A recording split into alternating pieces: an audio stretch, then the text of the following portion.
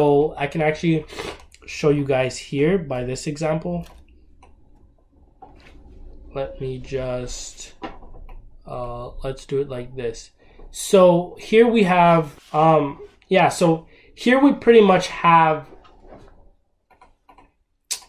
ultimately we have a floor area, right? Let me just draw this in. We have a floor area here, and we go back up to the ceiling area, which is the resistance, okay?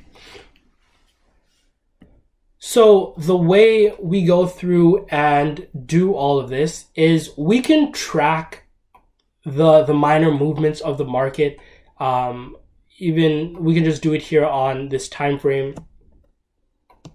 Let's go like this. So if we go through, we can see that we're at a floor. So if the ball is supposed to bounce from the floor to the ceiling, then we can see how we can watch the momentum of the ball to see once it is actually gearing up to go up, and from there. So if we just watch our steps here, you guys should be able to see these. I mean, I can see them, you guys can see them. We have these step-like ideas where we can see the floor moving. Okay, so boom, boom. Okay, can we see that? And then we come back up here, we break through the floor, giving multiple ideas for this as well. Let me delete this one. And then we can see we start to fall. We cannot maintain a higher price, so we begin to fall, break through these floors, right? So we're breaking through the floors, and this is pretty much at the state that we're at now from a higher time frame, from the daily time frame. These levels here will pretty much be 4-hour time frame zones, but you can get the idea on stacking your trades. Okay, so we would have been able to, let's make this another color. Oops,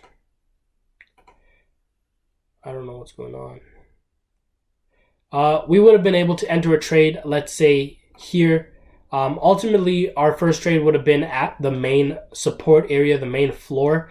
And then our next idea, as we can see, price is starting to give uptrend market structure, which if you refer back to the course, uptrend market structure is just this, right? Simple as that. Ranging is going to be left to right. And then you have downtrend structure, which is just like this. So we're going to get more and more reasons to buy as price is going up.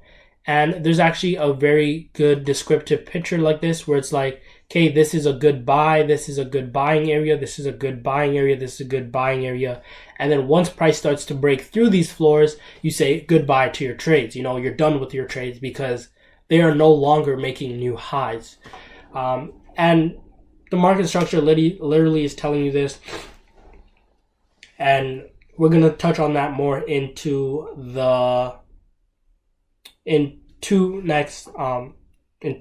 topics. Next thing is just having a sample size, okay? So if you go through and let's say you were to take all these trades, I just want you to take every opportunity that is there so you can get the results for how it turns out. The way I go through and describe this as well is, let's say you have a trend line, okay, a downward trend line. And even though I don't use trend lines, a lot of traders do, and a lot of traders know what trend lines are. So this is just a good example to put, I guess.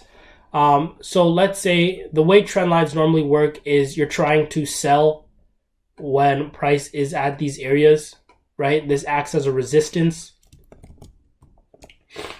So ideally, what I do want you to do is just take every opportunity that appears, okay? So even though we know we're going to try to sell these,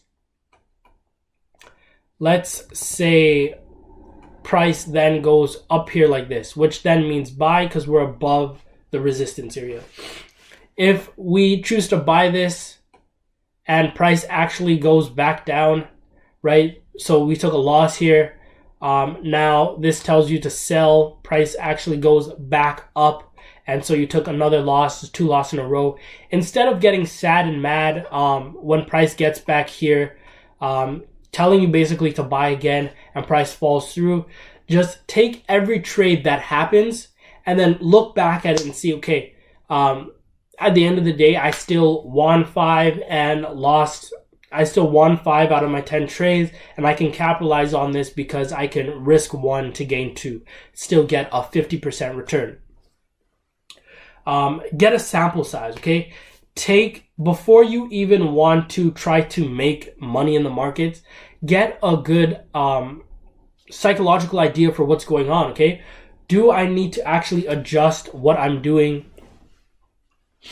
or do I need to continue with what I'm doing, okay? Because a lot of people stop doing what they're doing because they're not getting the results right now, okay?